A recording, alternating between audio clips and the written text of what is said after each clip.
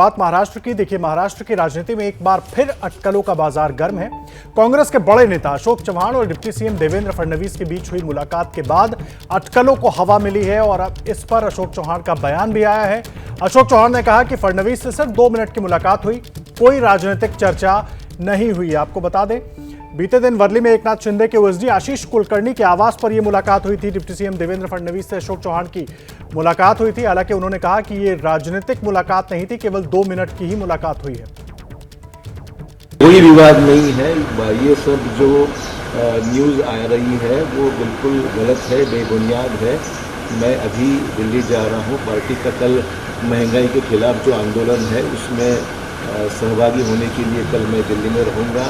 राहुल जी का जो प्रोग्राम महाराष्ट्र में बन रहा है नवंबर में, उसकी भी पूर्व तैयारी के बारे में, भारत जोड़ो यात्रा के बारे में उसकी भी पूर्व तैयारी है। इसलिए दोनों पार्टी से जुड़े हुए प्रोग्राम है और इसमें कोई राजनीतिक दूसरी बात नहीं है। एक मुलाकात के बारे में जिक्र किया जा रहा है कि गणपति दर्शन के लिए गणपति दर्शन, देखिए गणपति के त्यौहार ऐसा त्यौहार है कि हर जगह जाना पड़ता है, इन्विटेशंस आते हैं, तो इसका मतलब कोई राजनीतिक उसमें अर्थ निकालना गलत बात है।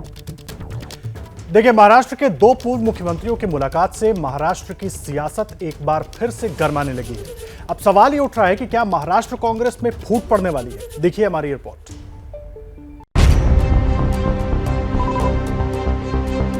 क्या महाराष्ट्र में आने वाला है एक और सियासी भूचाल? क्या शिवसेना के बाद महाराष्ट्र कांग्रेस में पड़ने वाली है फूट? फडणवीस और अशोक चव्हाण की मुलाकात का क्या है राज? मौका था गणपति दर्शन का, मिलने का स्थान था मुंबई का वर्ली। खबरों के मुताबिक दोनों नेता एक दोस्त के घर गणपति दर्शन के लिए पहुंचे हुए थे। बस इसी मुलाकात ने महाराष्ट्र की सियासत को नए सिरे से गर्म कर दिया है। शिवसेना ने बीजेपी पर एक बार फिर हमला करते हुए कहा है, पैसे और सत्ता के बल पर पूरे राज्य को हथियाना चाहती है। भारतीय जनता पार्टी में एक होड़ लगी है, वो सारे राज्य हस्तगत करना चाहते हैं और सारे और उनकी ही सत्ता हो, लोग उनसे चाहे खुश हो या ना खुश हो।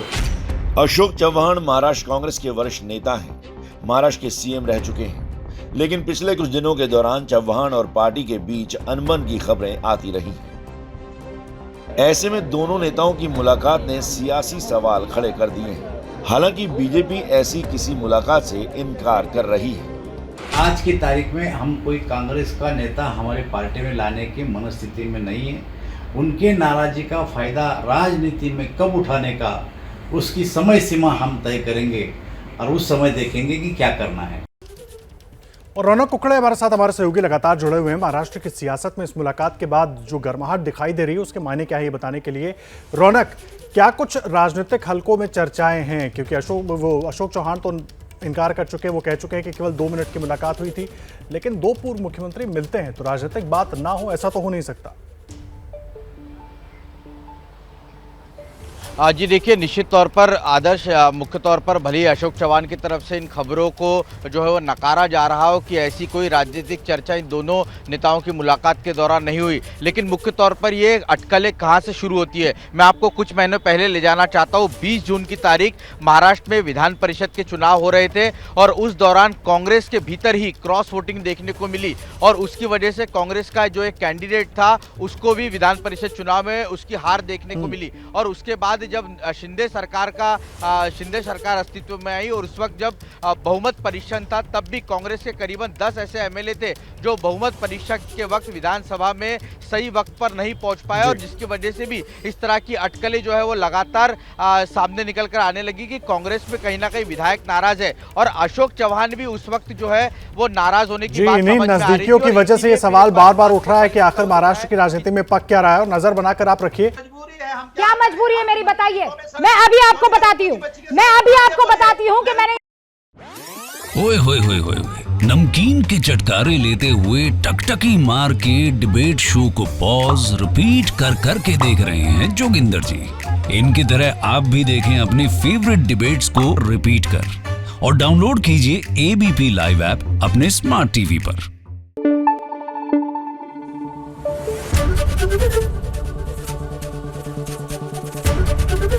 एबीपी न्यूज आपको रखे आगे।